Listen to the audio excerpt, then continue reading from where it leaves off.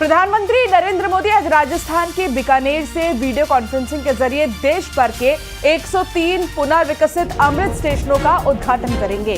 Amrit Bharat station योजना के तहत 2 साल से भी कम समय में 103 रेलवे स्टेशंस को पुनर्विकसित किया गया है और 190 करोड़ से अधिक की लागत से विकसित इन स्टेशंस में स्थानीय संस्कृति, आधुनिक वास्तुकला और उत्कृष्ट यात्री सुविधा तीनों ही का समन्वय है। अमृत भारत स्टेशन योजना के तहत आज एमपी के 6 अमृत स्टेशन नर्मदापुरम, शाजापुर, कटनी साउथ, श्रीधाम, सिवनी और ओरछा को नई पहचान मिलेगी। इन स्टेशनों पर प्रदेश की सांस्कृतिक एवं ऐतिहासिक विरासत की झलक दिखाई पड़ेगी। तो कई स्टेशन ऐसे हैं जिनको एक बार फिर से कंस्ट्रक्ट किया गया है, रिकंस्ट्रक्शन इसमें किया गया है, जिसके बाद इनकी जो पूरी तस्वीर है वो बदल चुकी है। एक एग्जाम्पल के तौर पर आपको हम टेलीविजन स्क्रीन पर दिखा रहे हैं सीहोर जंक्शन। देखिए पहले कैसा था और आज कैसा है, और अब इन एक नई पहचान प्रधानमंत्री नरेंद्र मोदी आज देंगे।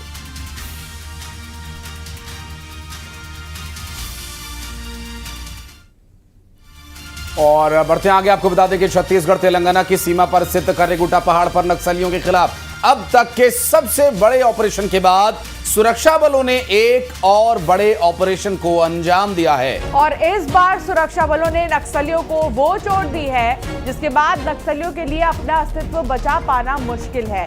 नारायणपुर में सुरक्षा बलों ने 27 नक्सलियों को ढेर किया है। मारे गए नक्सलियों में टॉप लीडर बसवा राजू को मार गिराया है। नक्सली संगठन के महासचिव बसवा राजू पर 1.5 करोड़ का इनाम घोषित था। दरअसल आंध्र प्रदेश का रहने वाला बसवा राजू छत्तीसगढ़ सहित कई राज्यों में नक्सली संगठनों की कमान संभालता था। बसवा राजू का मारा जाना सुरक्षा बलों के लिए एक बहुत बड़ी सफलता है।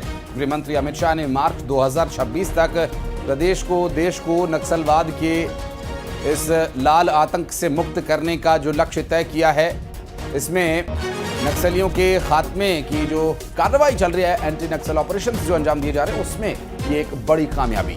बिल्कुल, और नक्सलियों के खात्मे का वो संकल्प पूरा हो रहा है। पिछले 1 साल में सुरक्षा बलों ने नक्सलियों के ज्यादातर टॉप लीडर्स को मार गिराया है और अब बसवा राजू भी ढेर हो चुका है। करोड़ों रुपए का इनाम जिसे कहते हैं, वो हाई लीडर ये रह चुका है नक्सलियों का, जो बहुत ही ज्यादा एक्टिव रहता था किसी भी ऑपरेशन में, लेकिन अब इसका भी खात्मा हो चुका है।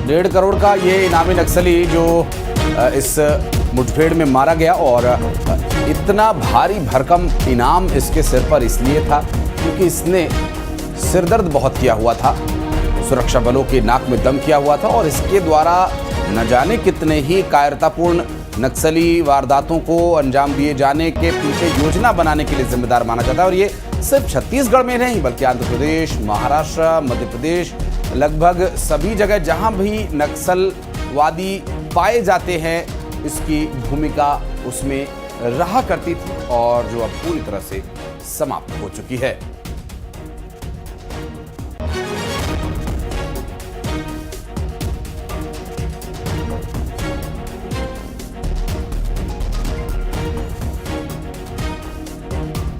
तो ऑपरेशन कर्रेगुट्टा लगातार सफलता की एक मिसाल बन रहा था। उसके बाद ये एक और बड़ा ऑपरेशन जो उससे भी बड़ा और बेहतर परिणाम लेकर आया सुरक्षा बलों के लिहाज से।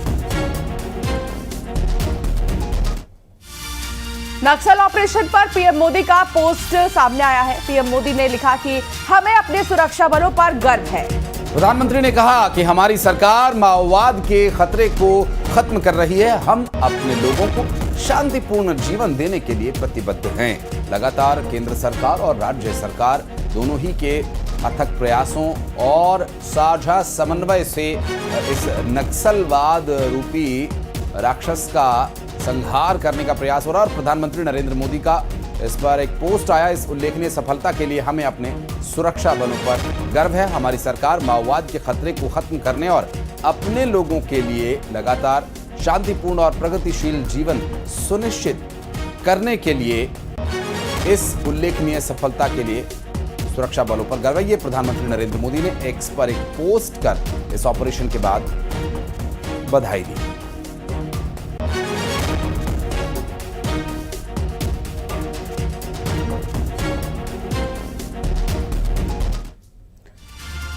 और नारायणपुर में नक्सलियों के खिलाफ बड़े ऑपरेशन को अंजाम दिया गया, जिसके बाद गृह मंत्री अमित शाह ने एक्स पर एक पोस्ट किया। उन्होंने लिखा कि नक्सलवाद को खत्म करने की लड़ाई में एक ऐतिहासिक उपलब्धि है। छत्तीसगढ़ के नारायणपुर में एक ऑपरेशन में हमारे सुरक्षा बलों ने 27 खूंखार माओवादियों को ढेर कर दिया है। इसमें सीपीआई माओवादी का महासचिव, शीर्ष नेता और नक्सल आंदोलन की रीढ़ नंबाला केशव राव उर्फ बसवा राजू भी शामिल है। नक्सलवाद के खिलाफ भारत की लड़ाई के 3 दशकों में पहली बार है कि हमारे सुरक्षा बलों ने एक महासचिव स्तर के नेता को ढेर कर दिया। इस बड़ी सफलता के लिए हमारे बहादुर सुरक्षा बलों और एजेंसियों की सराहना करते हैं। साथ ही कहा कि मुझे ये बताते हुए भी खुशी हो रही है कि ऑपरेशन ब्लैक फॉरेस्ट के पूरा होने के बाद छत्तीसगढ़, तेलंगाना और महाराष्ट्र में 54 नक्सलियों को गिरफ्तार किया गया है और 84 नक्सलियों ने आत्मसमर्पण किया है। मोदी सरकार 31 मार्च 2026 से पहले नक्सलवाद को खत्म करने के लिए संकल्पबद्ध है। और हर बार मंच से, सोशल मीडिया से या फिर मीडिया के सामने गृह मंत्री ये जो डेडलाइन उन्होंने तय की है इसे दोहराते रहे हैं और इसी ओर लगातार सुरक्षा बलों का पूरा फोकस है कि इस डेडलाइन से पहले ही इस लक्ष्य को हासिल कर लिया जाए।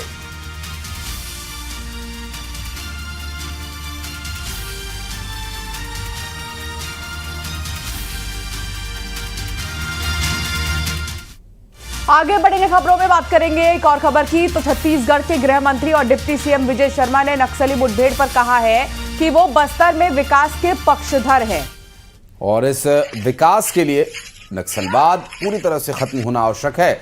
और इस पूरे मामले पर डिप्टी सीएम विजय शर्मा ने न सिर्फ सुरक्षा बलों को बधाई दी इसके लिए, बल्कि विकास के लिए आवश्यक शांति की स्थापना के लिए सुरक्षा बलों की इस भूमिका की सराहना भी की।